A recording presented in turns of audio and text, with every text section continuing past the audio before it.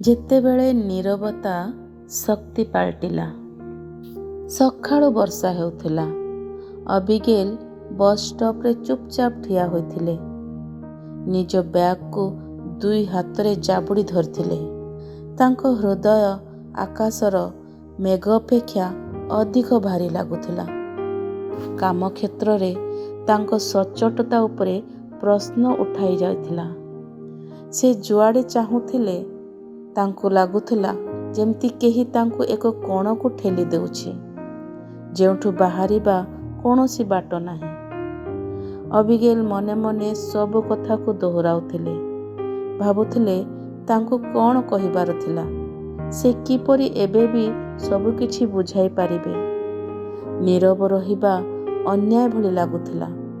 ଅପେକ୍ଷା କରିବା ବିପଜ୍ଜନକ ମନେ ହେଉଥିଲା। ସେହି ସନ୍ଧ୍ୟାରେ ସେ ତାଙ୍କ ବୃଦ୍ଧା ମାଉସୀ ରୁଥଙ୍କ ପାଖକୁ ଗଲେ, ଯାହାଙ୍କ ଶାନ୍ତି ସବୁବେଳେ କୌଣସି ଗଭୀର ସ୍ଥାନରୁ ଆସୁଥିବା ପରି ମନେ ହେଉଥିଲା। ଅବିଗେଲ ଯେତେବେଳେ ନିଜ ଚିନ୍ତା ବିଷୟରେ କହିଲେ, ତାଙ୍କ ସ୍ୱର ହତାଶ ଏବଂ ଭୟରେ ଥରୁଥିଲା। ମାଉସୀ ରୁଥ୍ ଧୈର୍ଯ୍ୟର ସହିତ ସବୁ ଶୁଣିଲେ।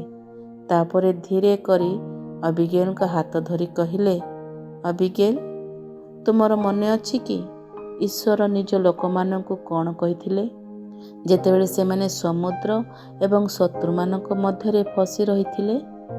ଅବିଗେଲ ମୁଣ୍ଡ ହଲାଇ ମନା କଲେ।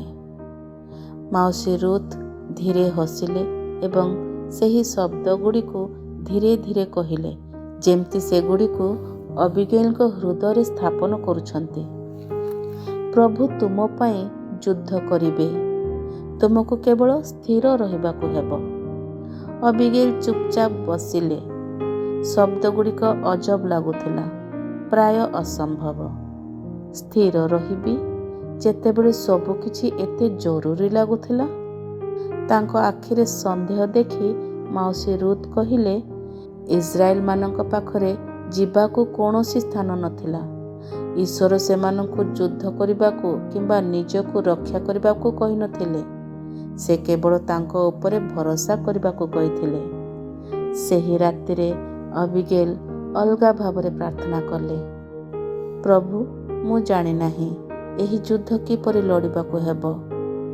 ମୁଁ ସ୍ଥିର ରହିବାକୁ ଏବଂ ଆପଣଙ୍କ ଉପରେ ଭରସା କରିବାକୁ ବାଛିଛି। ପରବର୍ତ୍ତୀ ଦିନଗୁଡ଼ିକ ସହଜ ନଥିଲା। ଅବିଗେଲ ନିଜକୁ ରକ୍ଷା କରିବା ପାଇଁ ବାରମ୍ବାର ଆସୁଥିବା ଇଚ୍ଛାକୁ ରୋକିଲେ। ସେ ଭୟ ଅପେକ୍ଷା ସଚ୍ଚୋଟତା ଏବଂ ଚିନ୍ତା ଅପେକ୍ଷା ପ୍ରାର୍ଥନାକୁ ବାଛିଲେ। ଯଦିଓ ପରିସ୍ଥିତି ରାତାରାତି ବଦଳି ନଥିଲା, କିନ୍ତୁ ତାଙ୍କ ଭିତରେ କିଛି ବଦଳି ଯାଇଥିଲା। ଶୀଘ୍ର କାମ କ୍ଷେତ୍ରରେ ଥିବା ଏକ ଭୁଲ ବୁଝାମଣା ଦୂର ହୋଇଗଲା ଅବିଗେଲଙ୍କ ବିନା ଚାପରେ। ଠିକ୍ ସେତିକି ବେଳେ ଏକ ସାହାଯ୍ୟ ଆସି ପହଞ୍ଚିଲା ଯେତେବେଳେ ତାଙ୍କୁ ଏହାର ସବୁଠାରୁ ଅଧିକ ଆବଶ୍ୟକତା ଥିଲା। କିନ୍ତୁ ସବୁଠାରୁ ବଡ଼ ପରିବର୍ତ୍ତନ ଥିଲା ତାଙ୍କ ହୃଦୟରେ ସ୍ଥାପିତ ହୋଇଥିବା ଶାନ୍ତି, ଯାହା ସ୍ଥିର ଏବଂ ନିଶ୍ଚିନ୍ତ ଥିଲା। ଅବିଗେଲ ସେତେବେଳେ ଅନୁଭବ କଲେ ଯେ ସ୍ଥିର ରହିବା ମାନେ ହାର ମାନିବା ନୁହେଁ। ଏହାର ଅର୍ଥ ଯୁଦ୍ଧକୁ ପ୍ରଭୁଙ୍କ ହାତରେ ସମର୍ପଣ କରିବା। ଯେତେବେଳେ ଭୟ ପୁଣି ଉଠିବାକୁ ଚେଷ୍ଟା କରୁଥିଲା, ସେତେବେଳେ ତାଙ୍କର ମାଉସୀଙ୍କ ସ୍ୱର ଏବଂ ସେହି ସରଳ ସତ୍ୟଟି ମନେ ପଡ଼ୁଥିଲା, ପ୍ରଭୁ ତାଙ୍କ ପାଇଁ ଯୁଦ୍ଧ କରୁଥିଲେ। ଶିକ୍ଷା, ଯେତେବେଳେ ଆପଣ ନିଜକୁ ଅସହାୟ ଏବଂ ଚାପଗ୍ରସ୍ତ ଅନୁଭବ କରନ୍ତି, ମନେ ରଖନ୍ତୁ, ଯୁଦ୍ଧ ପ୍ରଭୁଙ୍କର ଏବଂ ଶାନ୍ତି ସେତେବେଳେ ଆସେ ଯେତେବେଳେ ଆମେ ସ୍ଥିର ରହିବାକୁ ଚୟନ କରୁ। ପରମେଶ୍ୱର ତୁମମାନଙ୍କ ନିମନ୍ତେ ଯୁଦ୍ଧ କରିବେ, ତୁମେମାନେ ନୀରବ ରହିବ। ଯାତ୍ରା ପୁସ୍ତକ 14 ଅଧ୍ୟାୟ 14 ପଦ।